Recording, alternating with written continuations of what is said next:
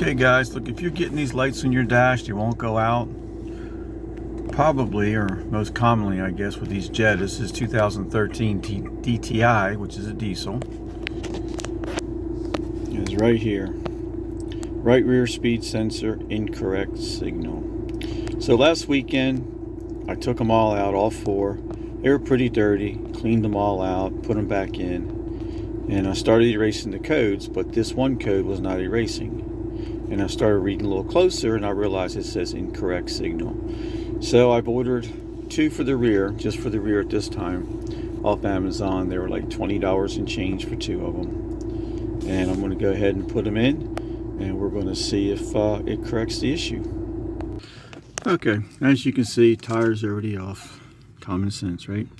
This is a number 5 hex head. And like I said, I just had them off last week, so it should come out relatively easy. Getting that clip off while it's on the wheel is a little bit difficult. So I usually just try to wiggle it out. There it comes.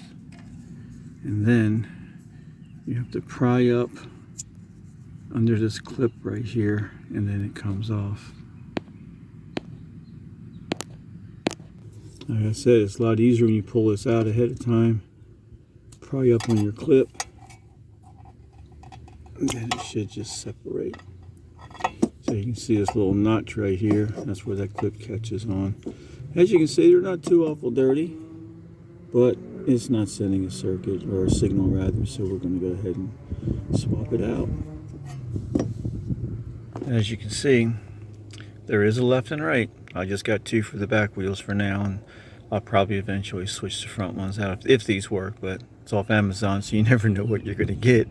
I've got good stuff and I've got bad stuff, but we're going to give this a shot and see what happens. Okay, so let's slide the new one in. And there it goes. Take your little bolt.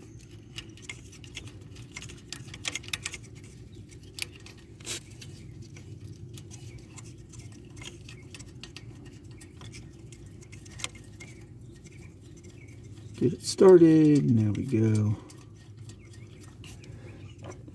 Take our number 5 hex head, snug it down. Take your clip. I've already sprayed contact cleaner in there last week, so it should click. There it goes.